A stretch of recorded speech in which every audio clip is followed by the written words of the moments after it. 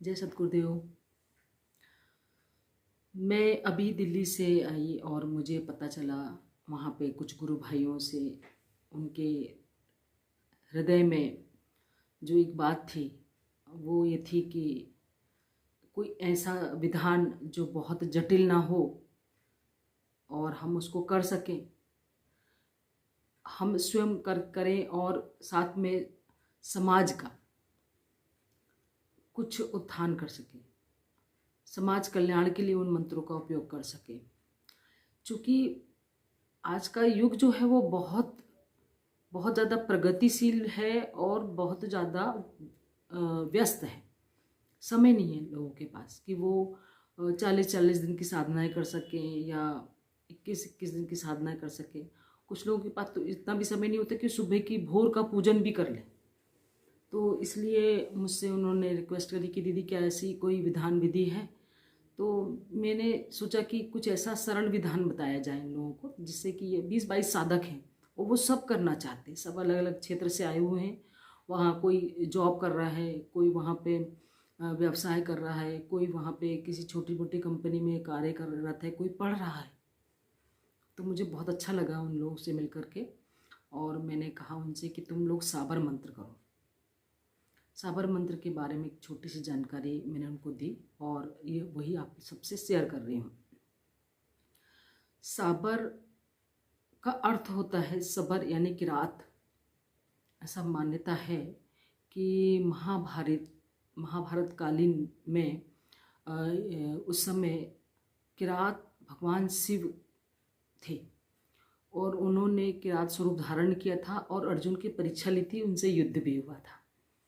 तो ऐसे किरात जो थे भगवान शिव, उसी समय इन साबर मंत्रों की रचना उन्होंने की थी और वो तब से ही यह प्रचलन में भी है। ऐसे महाभारत कालीन जो युग था उसमें ही ये प्रचलित हुए हैं साबर मंत्र, यानी कि 5,500 वर्ष पूर्व भगवान भोलेनाथ ने जीवों पर दया करी और इन मंत्रों को किलित नहीं किया, इन मंत्रों को छोड़ दिया। साबर मंत्र भी होते हैं। साबर मंत्र की विधाएं हैं जैसे वैदिक, तांत्रिक, है ना, और आदिवासी ग्राम में ऐसे ये साबर मंत्र होते हैं। वैदिक भी होते हैं, तांत्रिक भी होते हैं और पूर्ण रूप से ग्रामीण भी होते हैं।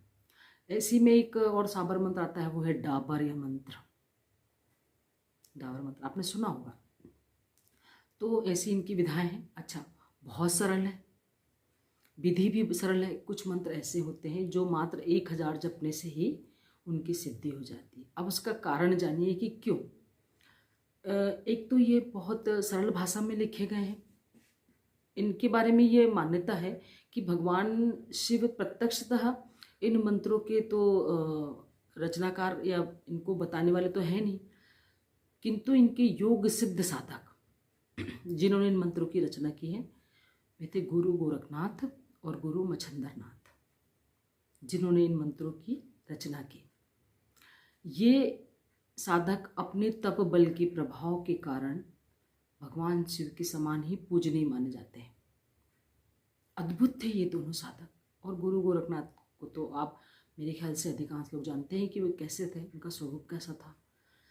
भगवान शिव के समकक्षी माने जाते हैं, समान ही माने जाते हैं, उनकी पूजा होती है उनकी।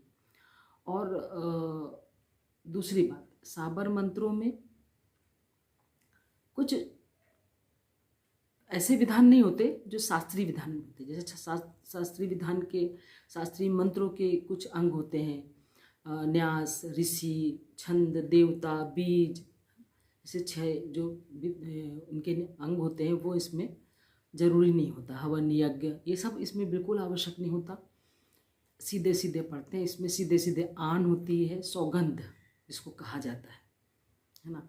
तो इसमें हालांकि इसमें देवता और गुरु का वर्णन होता है, जैसे हनुमान, है ना, सुलेमान, गोरखनाथ, कामाख्या देवी, ऐसे इनमें देवताओं का या ऋषियों का इसमें आन लगी होती है। और आप सोचिए कि आन लगाने से ही मंत्र की सिद्धि आती है, क्योंकि इसमें होता है शब्द साचा पिंड काचा, स्फुरो मंत्र ईश्वरो वाचा। अर्थात इसका मतलब क्या हुआ, सीधे सीधा मतलब है कि शब्द साचा, शब्द ही सत्य है, यानी कि वाणी सत्य है, शब्द एकदम सत्य होते हैं। पिंड काचा अर्थात ये देह, यह देह जो है वो अनियमित है, अर्थात कच्ची है, इसका मतलब ये नष्ट होने वाली है। उसके बाद में स्फुरो मतलब कि स्मरणी करने योग, है ना। स्फुरो मंत्र, ईश्वर के द्वारा इसको स्फुरित किया गया और ईश्वर की वाणी है, तो हे मंत्र आप ईश्वर की वाणी से जागृत हो जाओ, चैतन्य हो जाओ, प्रकट हो जाओ। आप सोचो कि बार बार हम किसी ईश्वर को या किसी देव को या गुरु को बार बार हम मंत्र की आन देंगे या ऐसा कहेंगे तो वो तो स्वाभाविक रूप से तुरंत प्रकट होगा। बार बार बोलने से, 1000 बार बोलने से ही ऐसे मंत्रों की सिद्धि हो जाती है। मैं यहाँ विशेष रूप से कहना चाहती हूँ कि मंत्रों की सिद्धि हो जाती है। ओके, हम जल्दी कई प्रकार के मंत्र हम जान लेते, अच्छी बात है, किंतु इन मंत्रों को कभी भी दुरुपयोग नहीं करना चाहिए। इसमें मूल रूप से दो चीज़ों का या दो बातों का महत्व है और वो ये, पहला तो है कि विश्वास, आपका विश्वास कितना दृढ़ है, ये इस बात पे निर्भर करता है कि आपको सिद्धि कैसे मिले। दूसरा है गुरु के बिना और श्रद्धा के बिना मंत्र जो है वो कभी भी सिद्ध नहीं होते। आपका आत्मविश्वास जितना दृढ़ होगा, आपकी गुरु के प्रति जितनी श्रद्धा दृढ़ होगी, उतनी जल्दी मंत्र सिद्ध होगा और उतनी जल्दी आपको उसकी सिद्धि प्राप्त होगी या वो कार्य करेगा आपके क्षेत्र में। अब इनको सिद्ध करने के कई तरीके हैं। कुछ ये कहा गया है कि आप कुछ में ऐसे विधान बताए गए हैं कि रात्रि में बिना वस्त्रों के जाके चौराहे की मिट्टी लाई जाए, शमशान की राख लाई जाए या जैसे भी हो।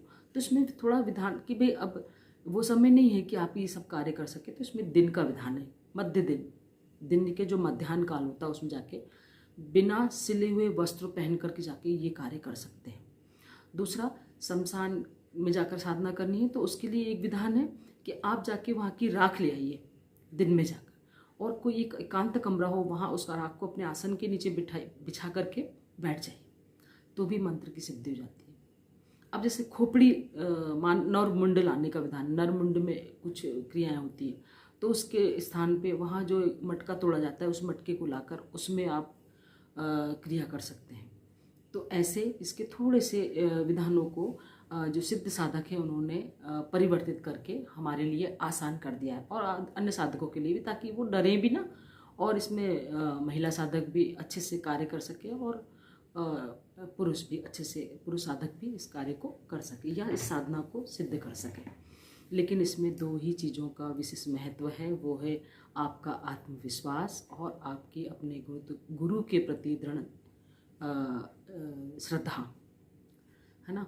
तो ये दोनों बातें जब तक आपके अंदर नहीं आएगी, आप इन मंत्रों को सिद्ध नहीं कर पाएंगे। सरल विधान है।